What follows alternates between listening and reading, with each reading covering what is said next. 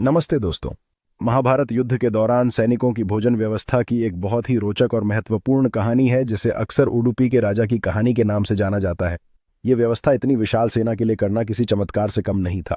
महाभारत का युद्ध कुरुक्षेत्र में 18 दिनों तक चला था। इस युद्ध में लाखों सैनिक शामिल थे, जिनमें कौरवों के पास 11 अक्षौहिणी और पांडवों के पास 7 अक्षौहिणी सेना थी।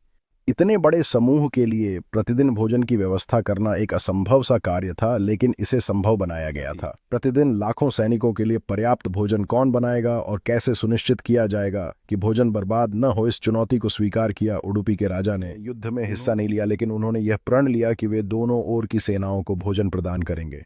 उनकी सबसे बड़ी चुनौती यह जानना था कि प्रतिदिन कितने सैनिकों का भोजन बनाना है, क्योंकि हर दिन युद्ध में सैनिक मारे जाते थे। कहा जाता है कि राजा प्रतिदिन शाम को श्री कृष्ण के पास जाते थे और उनसे एक विशेष संकेत लेते थे। श्री कृष्ण प्रतिदिन अपने भोजन के बाद भुनी हुई मूंगफली खाया करते थे।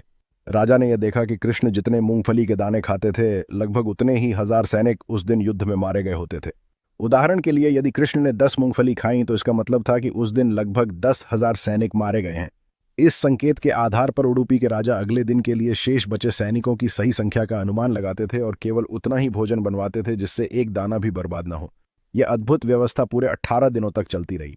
इस बुद्धिमत्तापूर्ण योजना के कारण इतने बड़े युद्ध में भी भोजन की कोई बर्बादी नहीं हुई और हर सैनिक को, चाहे वह कौरव पक्ष का हो या पांडव पक्ष का, प्रतिदिन भरपेट भोजन मिला। इस सेवा के लिए श्री कृष्ण ने उडुपी के राजा को महाभारत के युद्ध का अनाश्रित योद्धा कहकर सम्मानित किया था। आज भी उडुपी को उसकी बेहतरीन खाद्य संस्कृति और व्यवस्था के लिए जाना जाता है, जिसकी जड़ें इस महान कहानी में देखी जा सकती हैं। जय श्री कृष्ण।